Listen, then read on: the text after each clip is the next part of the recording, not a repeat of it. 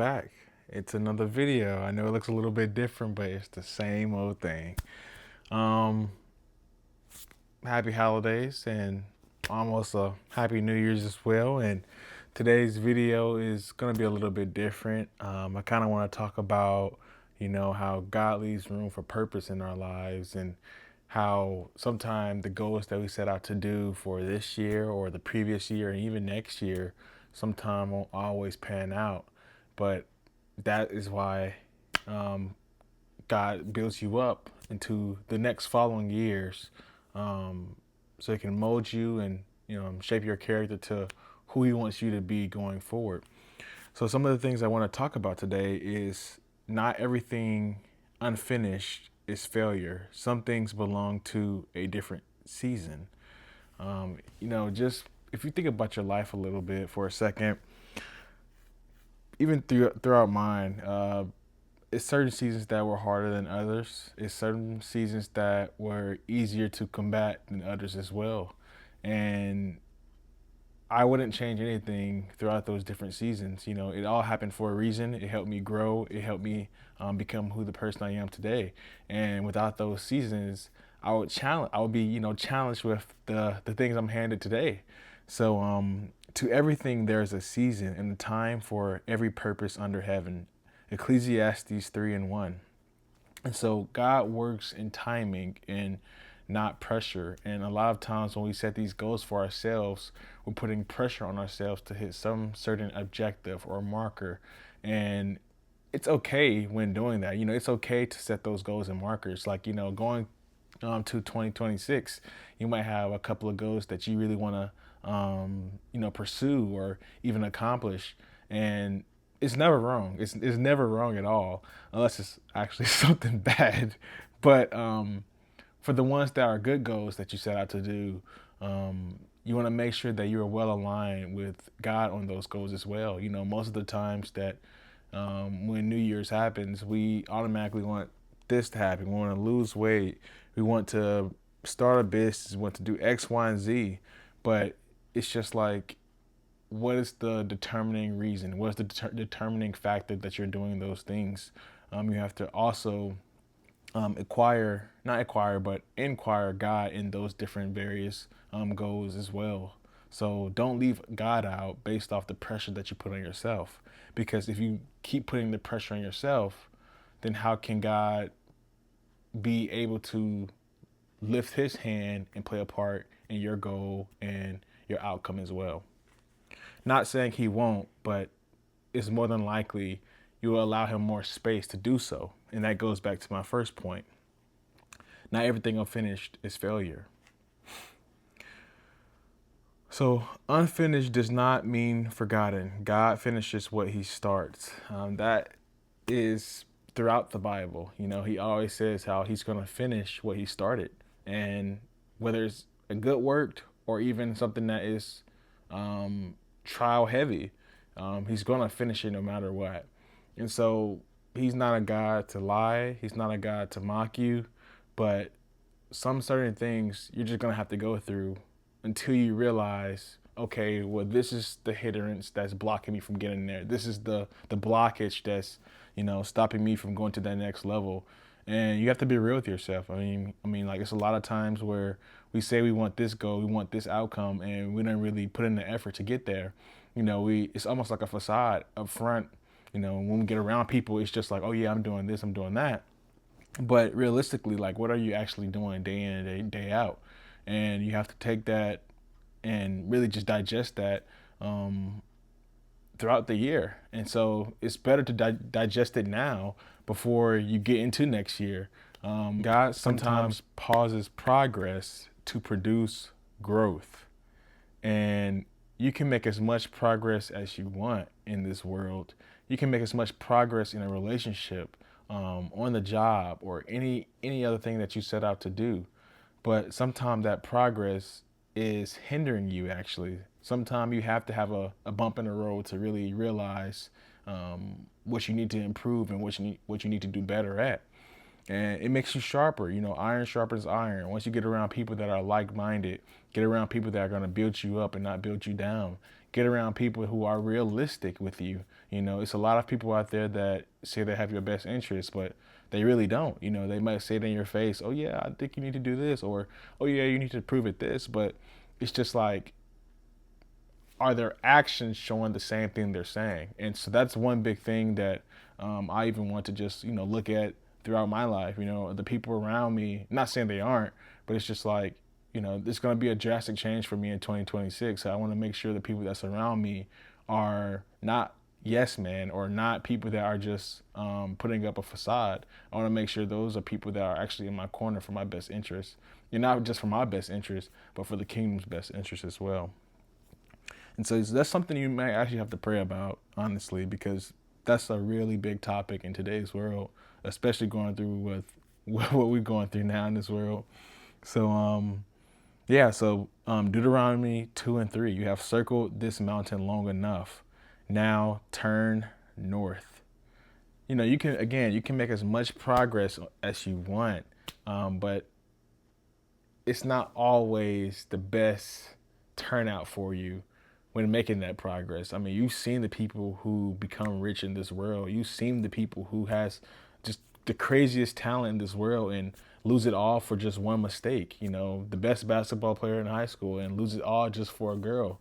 And it's just like you have to have first of all, you have to be Christ minded. And the second part of it is you have to learn just the simple traits of his fruit. You have to be patient. You have to be honest, truthful, just so on and so on.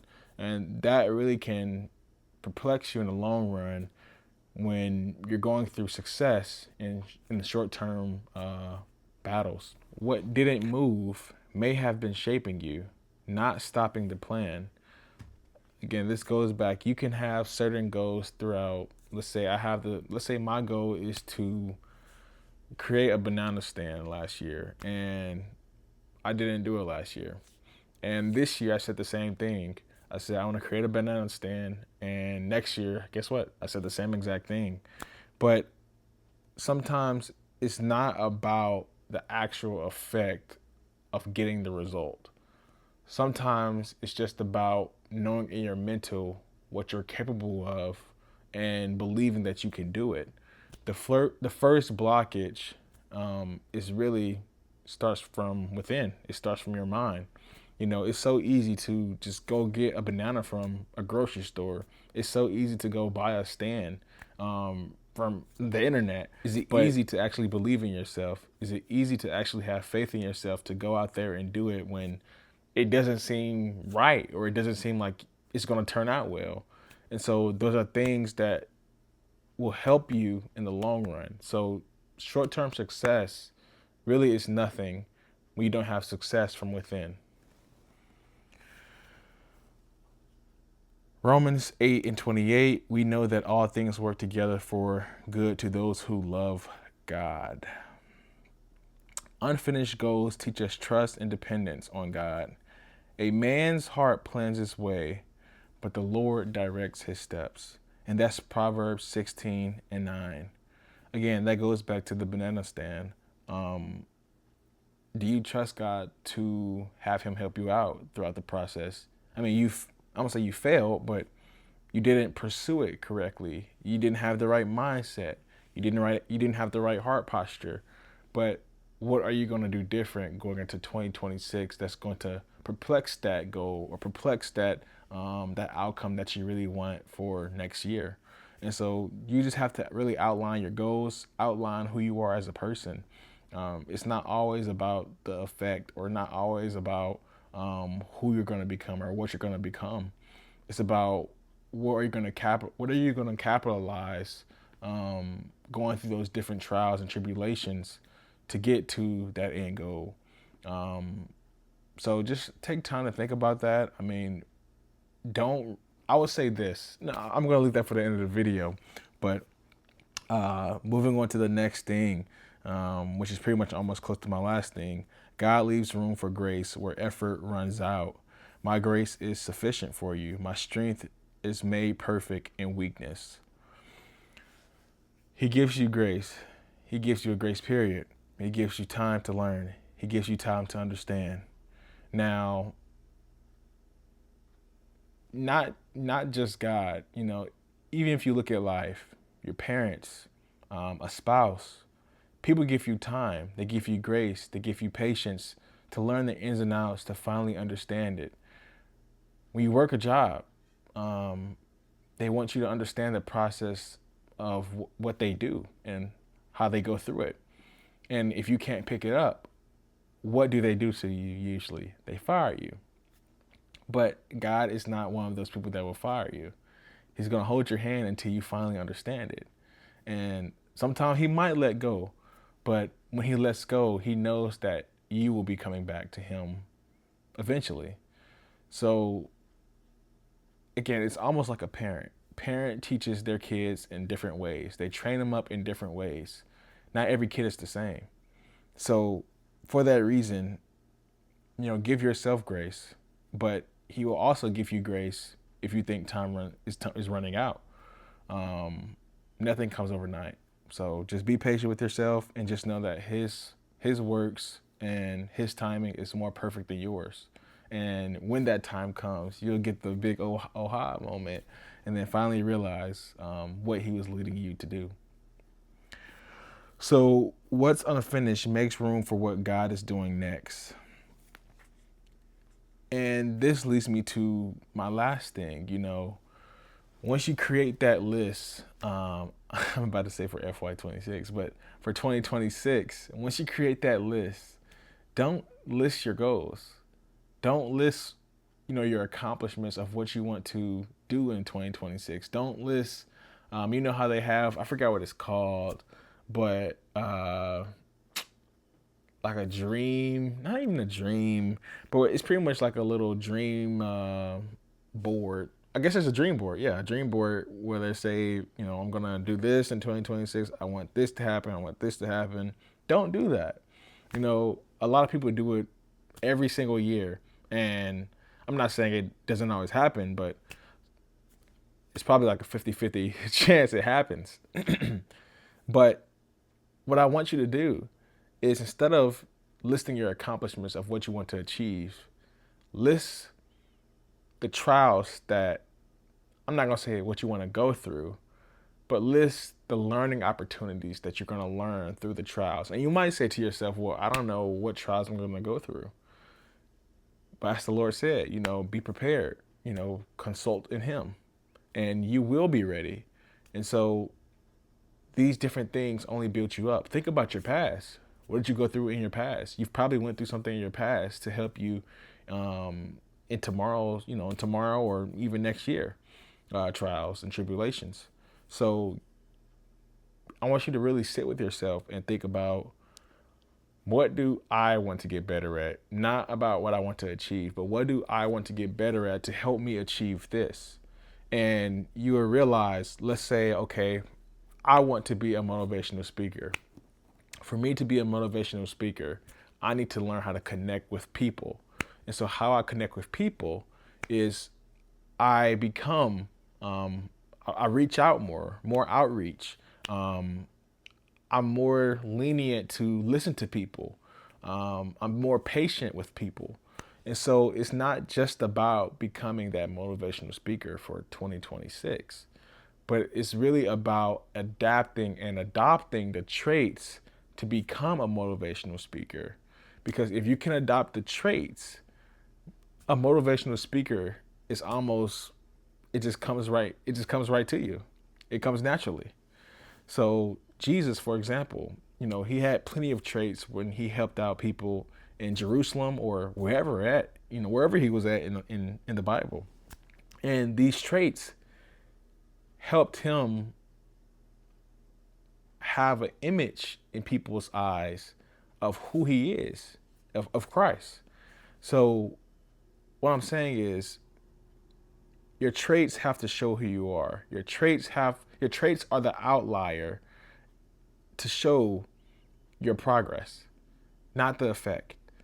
So instead of doing a dream board or a dream journal, list small traits, small wins of what you want to do. Again, not goals. I don't want to see 50 followers or 100 followers. Just list simple things to help you realize who you want to become, not what you want to become. So that is the topic of today's video. Who do you want to become, not what you want to become? So again, trust God's timing. What's incomplete is not lost. You know, you might be saying, I'm getting older, it's another year, I'm turning this age. But who cares? God looks at you like, a son or a daughter, no matter how old you are. So be flexible, have a willing heart. If God can use a person at 80, he can use a person at 1. And also everything in between. So be confident in what God will finish, what he started in you. Keep going, be patient, and don't stress. We only have one life. Don't let stress get the best of you. So just thank you for today. And I know it looks a little bit different now, but than my previous videos, I'm not, it's cold outside. But happy holidays. I hope you have a great New Year's. And I look forward to, producing some more videos in the future. Subscribe. I'll catch you soon. Linux. Catch you.